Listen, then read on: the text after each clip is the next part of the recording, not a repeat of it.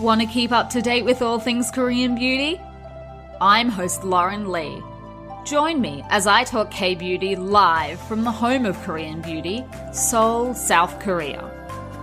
If you want an insight into the products, ingredients, and trends you'll be seeing in beauty, as well as how to perfect your own skincare routine, then this is the podcast for you. Hello and welcome to the very first episode of the Korean Beauty Show. Hopefully the introduction at the start of this episode gave you a bit of an idea as to the kinds of things we're going to be chatting about on this podcast. So most of you who are listening will probably have met me through Style Story, my business which was founded in 2014 and is Australia's first Korean beauty store. If you haven't already met me, either in person or online, then allow me to introduce myself. I'm your host, Lauren Lee, and I've spent the last 10 years living and breathing all things K-beauty. I'm an Aussie who's now permanently based in Seoul, South Korea, and I can't wait to share all the things I've learned living and working in the K-beauty industry with you. I've created this podcast so that I can provide you with practical tips to help you with your own Korean beauty journey. I'm going to be giving you all the tricks that I picked up through my own Korean beauty routine, as well as working with Korea's hottest skincare and makeup brands for the last 7 years. I'm also going to be sharing the things I wish I'd known, so that hopefully I can save you some time, money, and wasted products.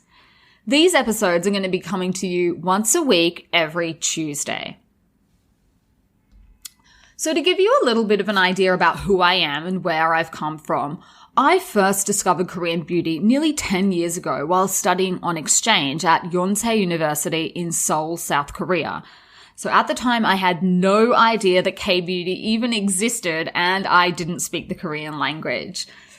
I was originally drawn in to Korean beauty products because of the innovative product packaging. And once I tried them for myself, I was surprised by just how different Korean beauty products were to anything I'd tried before. The ingredients and formulas were really unique, and the quality was comparable to products 5 times as expensive back home. I started bringing Korean skincare and makeup back to Australia for friends and family as gifts, but before I knew it, I was filling orders for people who had fallen in love with them and wanted more. Initially, I founded my business Style Story as a hobby, but several years later, with the products basically selling themselves, I set up Style Story as a side hustle. Since then, the business has grown to become my full-time job and led me full circle back to a life in Seoul, South Korea, where I've lived since 2016. I now speak fluent Korean, and Style Story has teams in both Seoul and Australia, along with a warehouse in Sydney. So today I'm going to drop my number one piece of advice when starting out with any new skincare routine, and that is to patch test your skincare products.